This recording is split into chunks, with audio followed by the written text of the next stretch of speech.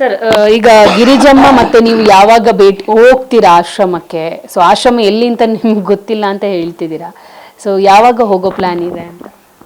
ಅವರು ಸ್ವಲ್ಪ ಬ್ಯುಸಿಯಾಗಿದ್ದೆ ಅಂತ ಹೇಳಿದರು ಶೂಟಿಂಗ್ನಲ್ಲಿ. ಶೂಟಿಂಗ್ ಆಯಮ್ಮಂದು ಇನ್ನೊಂದು ಕತೆ.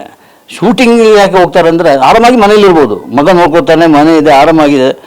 ನಾನು ಆ ದುಡ್ಡು ಇದೆಯಲ್ಲ, ನನಗೇನು ಸಂಭಾವನೆ ಬರುತ್ತಾ ಅದನ್ನು ಹೀಗೆ ಹಂಚಬೇಕು ಅಂತ. ಕಮಲಶ್ರೀ ಅಂತ ಒಬ್ಬರು ಗಟ್ಟಿ ಮೇಳದಲ್ಲಿ ಮಾಡ್ತಾಯಿದ್ರು. ಅವರು ಬ್ರೆಸ್ಟ್ ಕ್ಯಾನ್ಸರ್ನಲ್ಲೇನೋ ಇದ್ದಾರೆ. ಸೊ ಅವರಿಗೆ ಸಹಾಯ ಮಾಡ್ತಾ ಇದ್ದೇನೆ. 5-10 ರೂಪಾಯಿನೋ ಕೊಡ್ತಾ ಇದ್ದೀನಿ ತಿಂಗಳಿಗೆ ಅಂತೇಳಿ. ಯಾರು ಕೊಡ್ತಾರೆ ಈಗ? ಅಶ್ವಥ್, KS ಅಶ್ವಥ್ ಅವರ ಬಗ್ಗೆ ನಾವು ಬರೆದಾಗ ಇವರೇ ತಿಂಗಳಿಗೆ 5,000 ರೂಪಾಯಿ ಕಳಿಸ್ತಾಯಿದ್ರು. ಅವರು ಯಾವತ್ತು ಬೇಡ ಅಂತ ಹೇಳಿದ್ರು, ಬೇಡ ಮಗಳೇ ನಾನು ಆರಾಮಾಗಿದ್ದೇನೆ ಅಂತ ಹೇಳಿ ಅವತ್ತು ನಿಲ್ಲಿಸಿದ್ರು ಅವರು.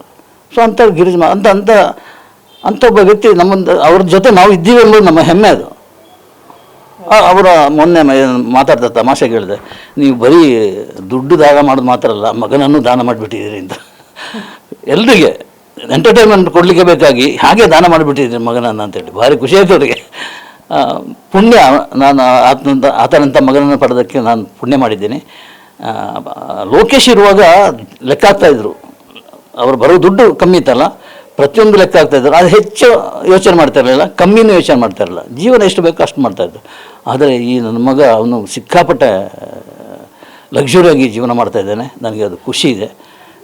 ಇನ್ನೊಬ್ಬರಿಗೂ ಲಕ್ಸುರಿಯಾಗಿ ಜೀವನ ಮಾಡೋಂಥ ಅವಕಾಶವನ್ನು ಕಲ್ಪಿಸಿದ್ದಾನೆ. ಮಜಾ ಟಾಕೀಸ್ ತುಂಬ ಒಳ್ಳೆಯ ರೀತಿಯಲ್ಲಿ ರೆಸ್ಪಾನ್ಸ್ ಇದೆ ಅದಕ್ಕೆ ಅಂಥೇಳಿ ಅವರೇ ಹೇಳಿದರು, ಗಿರಿಜಮ್ಮನೇ ಹೇಳಿದರು.